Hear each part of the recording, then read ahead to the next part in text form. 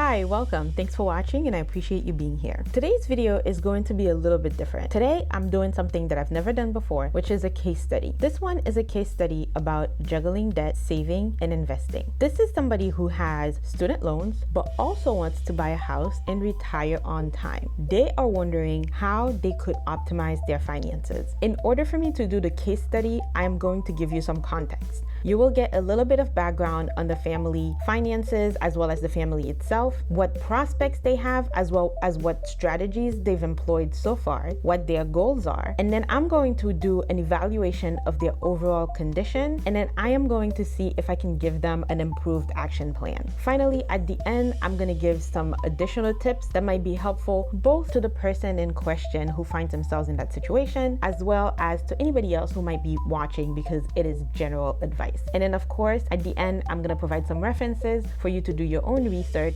and determine if any of this is right for you. But first, here's a little bit about me. Hi, welcome to my channel and I'm glad to have you here. Here's a little bit about my family. Our household consists of myself, my husband, and my toddler. My mom also lives with us, but she's not included in our finances. My husband and I both went to graduate school, but we no longer have student loan debt, fortunately. I work in banking and he works in aviation. I handle all of the family's finances, and I love my role as the self-appointed CFO. I love talking about all things money, making money, saving money, investing money, and optimizing my portfolio and my finances in general. I look forward to taking you on a wealth building journey with us. I hope you enjoyed the videos and the channel as a whole, and I look forward to getting to know you. I am very open, so feel free to send me messages at any time or starting conversations in the comment section below. Here is the subject of the case study. This is a family of three that consists of a mom and dad, both in their 30s, and a child, and they all live in a medium cost of living area. Their household income is approximately $13,000 a month, and as far as assets, liabilities, and expenses, things are not looking too bad. They have $23,000 in savings, $5,000 in retirement between a 401k and an IRA, and they have $32,000 in student loans. Even with their good income of $13,000, their estimated expenses are approximately $4,000 a month, and their credit score is over 740. So far, they have two main prospects. The first one is that the wife is going to become eligible for an employer match in their 401k in July, and there's also the possibility that the husband's income might increase because as a self-employed person, his income fluctuates. Their strategy has been to aggressively pay off debt. They also pay all of their credit cards in full, and they add money to their cash savings regularly. Their goal is to pay off their debt, to buy a house that is no more than $380,000, and to retire by the time they reach the age of 60. But how are they doing? Well, there are some strong points and there are some weak points. Let's start with the strong points. The strong points is that they have a good income, especially for the area that they live in. They have also made fantastic progress on their debt. You hear that they have about $32,000 in student loans, but what you don't hear is that they actually started with about $76,000 in debt. Also, all of the debt is low interest debt ranging from 2% to 4%. There is no credit card debt. Like I said, all of their credit cards are paid in full. They also have a good credit score. Having a good credit score does help you get the most favorable terms when you are buying a house. Additionally, they regularly contribute to an HSA. But with all the positives, there are still some areas that need improvement. If you are enjoying this video so far, don't forget to hit the like button so the algorithm knows that it's good, and of course, subscribe for more content. If you think any of the information that I provide here might be helpful to somebody else, be sure to share it with them. For example, their cash savings are insufficient. Based on their current expenses, if they need an emergency fund ranging from 3 to 6 months, that really puts them at $12,000 to $24,000. Certainly they have that now, but don't forget that they also want to buy a house. For a house fund, I'm estimating that they would need at least $13,000 and maybe even up to $76,000. I'll explain. On the low end, if they get an FHA loan, they could could buy a house with as little as 3.5% down. 3.5% of $380,000, which is their desired budget for the house, is $13,300. They might do a loan that is 5% down, in which case they would need $19,000. They might also consider doing a conventional loan, which is a loan that's not all that special. It's a regular loan that you get at a bank, but it doesn't have to be 20% down. They can do 10% down with PMI, and 10% down would be $38,000.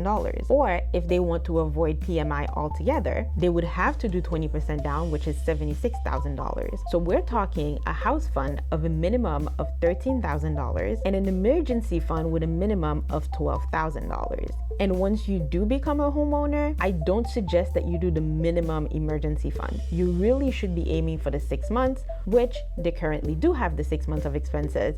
But once you take that into account, the house fund is lacking. Another area that needs improvement is that the retirement account balances are low relative to their current age and to their desired retirement age. With their desired retirement age of 60 and with the wife being 36, that is 24 years of work. If you need income replacement rate of 70%, they would need to generate at least $9,100 in retirement income. If we estimate that Social Security is going to be approximately $2,500 a month, they would need an additional $6,600 a month to reach their goal. And in order for them to reach that number, they would need a nest egg that is close to $2 million in today's numbers. That is not impossible, but that leaves very little room for error with only having $5,000 saved. At that point, in order for them to make sure that this is something that happens, with an annual return on investment of about 7%, they would have to put away $53,000 every single year. That would require both of them maxing out their IRA at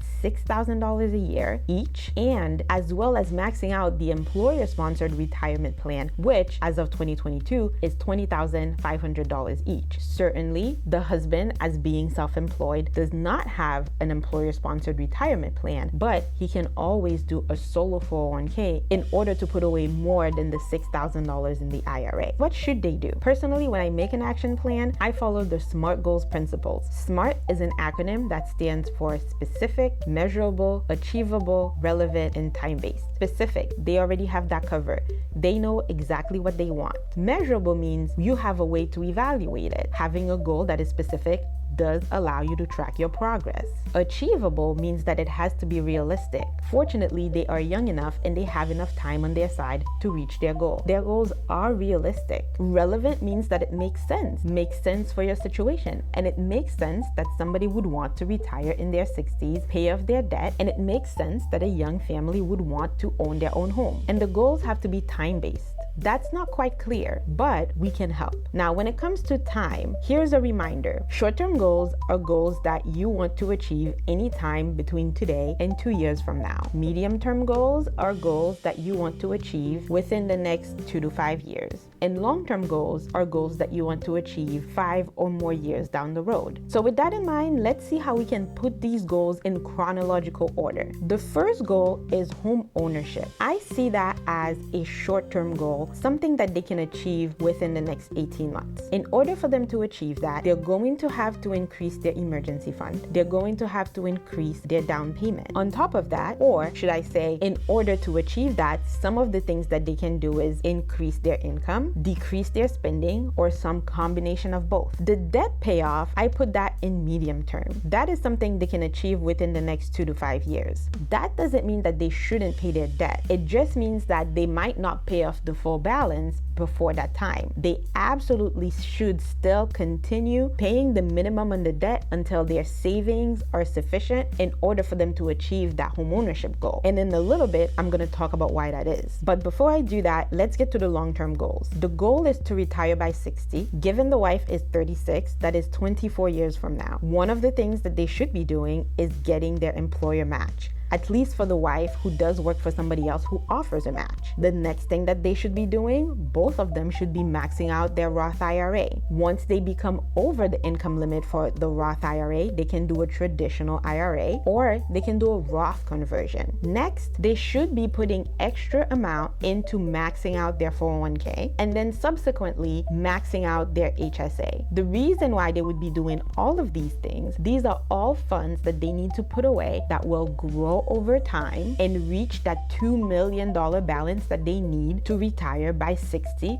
while still maintaining their standard of living. But why would I delay the debt payoff? One of the things that we need to remember is that their interest rate on that student loan is 2 to 4%. That is extremely low. That is far below the rate of inflation. That is also below the average rate that you're going to get on your investments, and it's also below the essentially 100% return on your money that you're going to get from having an employer match.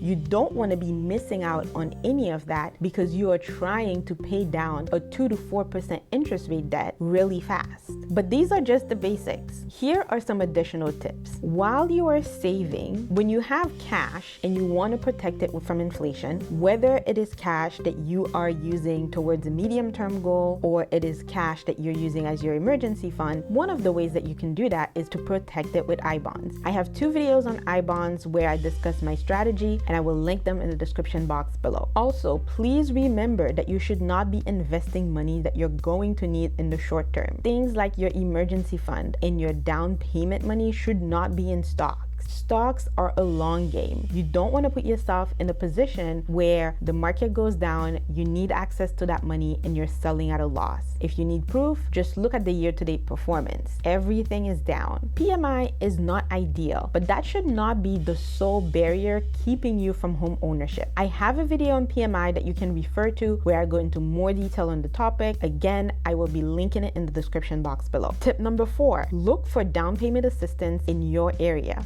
It could be at your state level, it could be at the county level, or it could be at a municipality level. Some down payment assistance programs are income-based, but not all of them are. Some are neighborhood-based, and for the ones that are income-based, the income limits might actually be higher than you expected. Don't rule them out until you look into them. And finally, be sure that you're ready for home ownership. Don't force it. It's a good thing if you're ready because it is an amazing wealth builder. But if you're not ready, do not despair. Just take your time and work towards getting ready. If you think you're throwing money away on rent, make sure you watch the video that I made on the topic. I will also link that in the description box below. Before I go, as promised, here are some sources and additional information that you can look into. I discussed the FHA loan.